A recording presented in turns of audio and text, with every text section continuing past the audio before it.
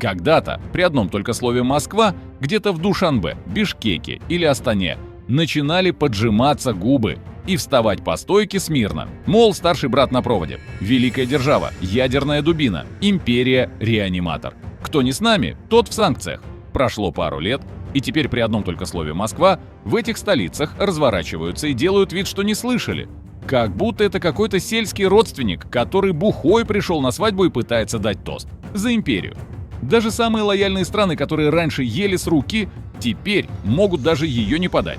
Кто-то откровенно морозится, кто-то тихо дрейфует в сторону Китая или Турции, а кто-то уже просто делает ноги с песней. И главное, при этом улыбаются, кивают, называют братом. Потому что знают, если смотреть в глаза деду, он все равно не поймет, а если отвлечься, может полезть обниматься. Приветствую вас на канале «Утилизатор реальности». Сегодняшний выпуск про то, как путинская Россия окончательно просрала свое влияние в Средней Азии. Без лишней аналитики, но с фактами, стёбом и хорошим настроением. Если ты из Казахстана, Узбекистана, Кыргызстана или Таджикистана, салам алейкум и рахмет. Смотри до конца, будет и про твою страну. Поехали. Так вот, сегодня мы сделаем небольшой тур по Средней Азии имени Путина, который хотел собрать все постсоветские земли, но собрал только универсальный отказ от интеграции. Пройдемся по странам, где Кремль еще недавно всех строил. Все, заваривай чай, дед уже уехал, а мы начинаем разбор, как даже ближайшие союзнички сказали ему: «Спасибо, Вова, но мы сами». Казахстан. Это вообще классика жанра. Годы дружбы, миллиарды в торговле, куча совместных структур. А потом Путин полез освобождать Донбасс, и казахи такие: «Да ну нахуй, брат, иди освобождай кого-то другого». Сцена, которую мы будем пересказывать внукам. Питер. Экономический форум, 2022 год. На сцене сидит Путин, рядом с ним Токаев. Камеры, толпа, пафос. И тут ведущий задает вопрос Токаеву: «А как вы относитесь к независимости ЛНР и ДНР?» И Токаев, не мигая: «Никак, мы не признаем ни ЛНР, ни ДНР, ни Косово, ни Тайвань. Потому что если все начнут признавать всех, будет хаос». Вот это я понимаю. Вежливое «иди нахуй» в прямом эфире. Причем в лицо Путину. А тот сидит рядом и улыбается, как будто ему не харкнули в борщ, а просто дали комплимент от Си Цзиньпина. Кремль, естественно, такое не проглотил. Через пару недель внезапная проверка экологических норм на Каспийском трубопроводе. И, о чудо, его работу приостанавливают. Тот самый трубопровод, через который Казахстан гонит нефть на мировой рынок. Случайность? Конечно, как и все у Путина. Но тут Токаев, вместо того, чтобы расплакаться и просить прощения, делает ход конем, начинает договариваться с Азербайджаном, пробует альтернативные маршруты через Каспий, подписывает меморандумы с Турцией и Китаем. Все, игра окончена. Москва больше не единственный кран с нефтью. А знаете, в чем величие Казахстана? Он делает это без визга, без скандала, без истерик. Просто методично. Под музыку Кюй. На публике. Уважаемый Владимир Владимирович. А на деле держи лапу при себе, дед. Казахстан не разрывает отношений, не уходит из ЕАЭС, не сжигает мостов. Он просто начинает действовать как взрослый. Как будто понял, что рядом не партнер, а пенсионер с имперским маразмом и непредсказуемыми вспышками агрессии. А чтобы дед совсем не расстроился, Казахстан открывает филиалы российских вузов, дает эфир российским каналам, сохраняет русский язык. Такой себе психологический уход из токсичных отношений. Без скандала, но с чемоданом в коридоре. И чтобы добить, пока кремлевские депутаты грозят Казахстану территориальными претензиями, там же русских много, вы в курсе, Астана расширяет сотрудничество с НАТО и покупает беспилотники у Турции. Это как если бы тебя пугали расправой, а ты в ответ идешь качаться и покупаешь себе ствол. Итог? Казахстан не рвет с Россией, но делает все, чтобы завтра можно было уйти вообще без боли. Тихо, четко, по-казахски. Именно такой партнер Путину и не по зубам. Узбекистан. Это, знаешь, как сосед, который всегда улыбается, кивает, угощает пловом, но на телефон не отвечает и ключ тебе давно не дает. Все чинно, культурно, но мороз полярный. Сразу после начала войны, когда Москва начала свой победоносный же поход по Украине, Ташкент сделал то, чего от него вообще никто не ожидал. Министр иностранных дел Узбекистана в марте 2022 заявил, что страна не признает ЛНР и ДНР, поддерживает территориальную целостность Украины и вообще за мир, И чтоб никто не орал. Перевод с дипломатического: «Вова, мы тебя любим, но в этом говне без нас». Казалось бы, это заявка. Но на этом узбекская дипломатия только разогрелась. Через пару месяцев Путин, у которого, очевидно, закончились союзники, придумывает новую фишку. Турбоидея – объединить Россию, Казахстан и Узбекистан в газовую триаду. Мол, Москва будет рулить, а остальные будут качать и кивать. Узбекистан выслушал, помолчал, улыбнулся, а потом такой: мы не против, но чтобы это был не союз, и не политический, и без вмешательства, и не от вас. Короче, газ купим, политический зад вам не подставим. И тут Кремль понял, даже в условиях энергокризиса, когда в Узбекистане зимой реально вырубался свет и газ, даже в этом случае Мирзиёев не готов лечь под «Газпром» со словами «бей, но люби». В итоге Узбекистан заключает контракт на импорт газа из России, но в строго ограниченных объемах на зиму, без всякого союза и интеграции, и с сохранением полного контроля над своей трубой. Это как если бы ты стоял зимой на остановке в минус 20 и тебе дали бесплатный пуховик. Но ты сказал: спасибо, конечно, но сначала я проверю швы, химсостав ткани и потом, может быть, возьму. А то вдруг с рук Путина заразно. В политике узбеки вообще короли вежливого разворота. Пока Москва зовет в ЕАЭС, Ташкент говорит «мы наблюдатели» и подмигивает Турции. Пока Кремль зовет в ОДКБ, Ташкент кивает, но летит на саммит с Китаем. Пока Путин кричит про многополярный мир, Узбекистан уже выстраивает логистику без участия России. Мирзиёев ведет себя как человек, который знает с Путиным только до двери. А дальше? Или назад, или налево, но точно не в бункер. Ну и финалочка. Ташкент официально сообщил, что не поможет России обходить санкции, не признает оккупированные территории. И вообще занимается экономикой, экспортом, реформами и международной торговлей, а не имперскими сказками. То есть Кремль пришел с геополитикой, а получил: хочешь что-то продать — выставь прайс, хочешь союз — иди лесом. Вот такой вот Узбекистан. Спокойный, культурный и с идеальной способностью посылать нахуй через улыбку. Если бы вся внешняя политика России с Таджикистаном была сериалом, то серия под названием «Астана 2022» — это тот момент, где вечно молчаливый второстепенный герой внезапно встает и устраивает всем разнос. Без подготовки, без бумажки, с болью, с надрывом. Итак, октябрь 2022 года. Саммит СНГ. Путин сидит в окружении лидеров братских республик, снова что-то бурчит про интеграцию. Общие интересы, стабильность в регионе. И тут внезапно поднимается Эмомали Рахмон, президент Таджикистана. Тихий, осторожный, с вечно каменным лицом. И прямая речь почти дословно. «Мы вас всегда уважали. Почему вы нас не уважаете? Почему к нам отношение как к каким-то второстепенным? Почему вы нас не слышите? Почему мы должны умолять вас о встречах?» Тишина. Путин сидит, улыбается натянуто, как будто ему вручную отгружают стыд через уши. Этот момент золотой.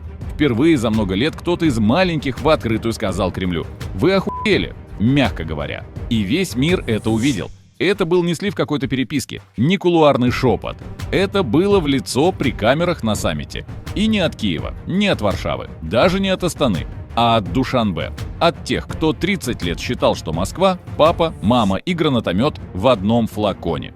Почему ж так пригорело у Рахмона? Да все просто. Таджикистан – беднейшая страна региона. Армия фактически построена россиянами. Вся безопасность на российской базе. Миллионы гастарбайтеров живут и пашут в России. Денежные переводы до трети всего ВВП. И вот ты, такой весь зависимый, ходишь на цыпочках, а тебе даже на инвестфорум не присылают нормальную делегацию, только какого-то замминистра. И не звонят, и встреч не дают, и вообще ведут себя так, как будто ты мебель из советского наследия. Рахмону это все надоело. Он дождался камеры и всадил с чувством, с толком, с расстановкой. Причем так, что даже в России часть публики охренела. Типа: а чё, так можно было? Что сделал Кремль? Ничего, реально, просто сглотнул и сделал вид, что не заметил. Потому что если начать огрызаться, то можно потерять последнего верного союзника в регионе.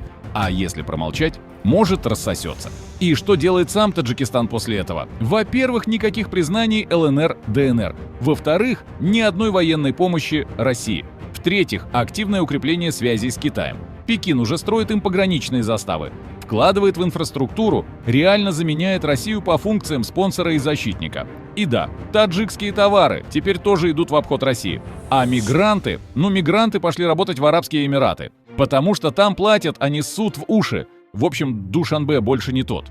Когда молчаливый терпило однажды заговаривает: «Лучше бы ты его не доводил». Путин хотел, чтобы его уважали, а в итоге услышал самую болезненную фразу на свете: «Ты нас не уважаешь». И тут, как говорится, даже бункер не поможет. Кыргызстан. Страна, которая не бьет кулаком по столу, не устраивает истерик, но саботирует Кремль с такой грацией, что аж Станиславский бы сказал: «Верю». Вроде бы все как надо. Член ОДКБ в ЕАЭС на территории российская военная база. Президенты жмут руки, фоткаются, пьют чай, но когда дело доходит до поддержки, из Бишкека слышен только ветер и «перезвоните позже». Самый шикарный момент произошел осенью 2022 года. ОДКБ планировала провести учения в Киргизии. Громкое название: солдаты, танки, флаги, пафос. Кремль уже расчехлил информационный повод. Песков на низком старте, и тут хрясь. Кыргызстан в последний момент отменяет учения. Вообще, в ноль, без переносов. Официальная причина: у нас типа не до того. Неофициальная: вы охуели со своей спецоперацией, а еще хотите, чтобы мы с вами фоткались. И это еще не все. В том же месяце Путин позвал всех бывших братишек на тусовку по случаю своего дня рождения. Ну, как всегда, собрались, поели, побухтели про дружбу народов, потом ушли домой, сделав вид, что все хорошо. И кто не приехал? Правильно, Садыр Жапаров. Занят. Не может. Погода плохая. На деле. Просто не хочет светиться рядом с токсичным дедом. Причем, повторюсь, Киргизия — это не какая-то дерзкая Литва или воюющая Украина. Это формальный союзник. На бумаге — ближайший партнер. А по факту она уже даже на днюху не приходит. А теперь вопрос: почему? Все просто. В сентябре 2022 года между Киргизией и Таджикистаном произошел пограничный замес. Настоящий, со стрельбой, танками, трупами. Почти война. А ОДКБ в лице России, как обычно, сделала вид, что у нее нос чешется. Никакой помощи, никакого миротворчества. Вы там сами, а мы тут заняты освобождением соседей от свободы. И вот тогда в Бишкеке поняли: если дедушка Путин не может даже у нас дома порядок навести, то на кой он нам сдался вообще? После этого Кыргызстан не поехал на учения ОДКБ в Таджикистане, продолжил молча дистанцироваться. При этом никаких резких заявлений, все по-пацански, без шума и с минимальным хуем в воздухе. Но что еще интереснее, торговля с Россией выросла. Ага, выросла, потому что Бишкек стал одним из серых хабов по поставкам в обход санкций. Впарили Кремлю все: электронику, бытовуху, автомобили. И сидят такие: мы, конечно, нейтральные, но если вы хотите iPhone Made in Bishkek, всегда пожалуйста. А Запад это заметил. США и ЕС начали прилетать с предупреждениями: ребят, хватит играть в параллельный импорт, а то санкции словите тоже. Бишкек в ответ: да-да-да, мы все поняли. А пока держите холодильник LG. Итог по Киргизии: формально союзник. По факту живет своей жизнью, делает бизнес, ставит «отписался» в геополитических диалогах и тихо выводит дедушку из друзей. Туркменистан. Это как тот родственник, который никогда никуда не приходит, не звонит, ни с кем не ругается, но в завещании тебя все равно нет. Он всегда был особенный. Не в ОДКБ, не в ЕАЭС, не в союзе какого-нибудь там народов единого Кремля. Зато в статусе вечный нейтралитет с момента выхода из Советского Союза. У Кремля на Туркменистан всегда были особые планы: газ, логистика, братская дружба. И вообще, надо же с кем-то быть в регионе, где все остальные уже сползают с рук. Но туркмены — ребята с тонкой душой. Они могут приехать навстречу, улыбнуться, покивать и ни хрена не подписать. После начала войны Туркмения вела себя так, будто ничего не происходит. Ни одного заявления о спецоперации, ни одного слова поддержки, ни одной резолюции в ООН, где голосовали бы против Украины. Спросишь: так они за нас или против? Ответ: они мимо. Даже самые упоротые кремлевские пропагандисты не смогли выдавить из Ашхабада ни слова поддержки. А Бердымухамедовы, оба, и папа, и сын, смотрят на все это с видом: вы там воюете, а у нас арбузы.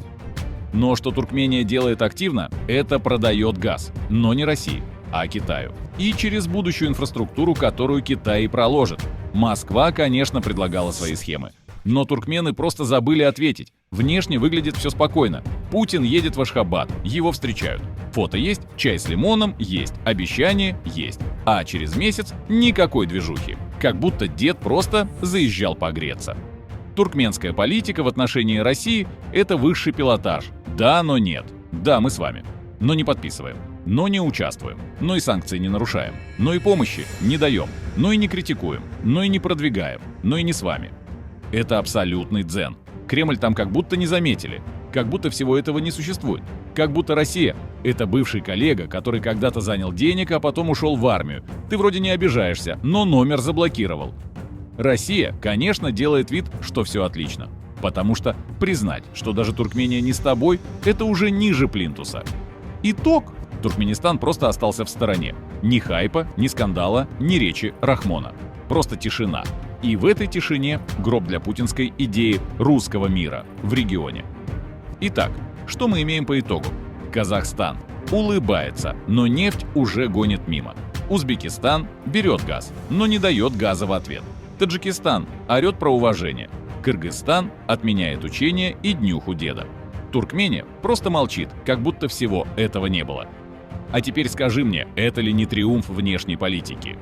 Путин, который 25 лет строил из себя геостратега, великого объединителя и повелителя постсоветского пространства, в итоге оказался кем?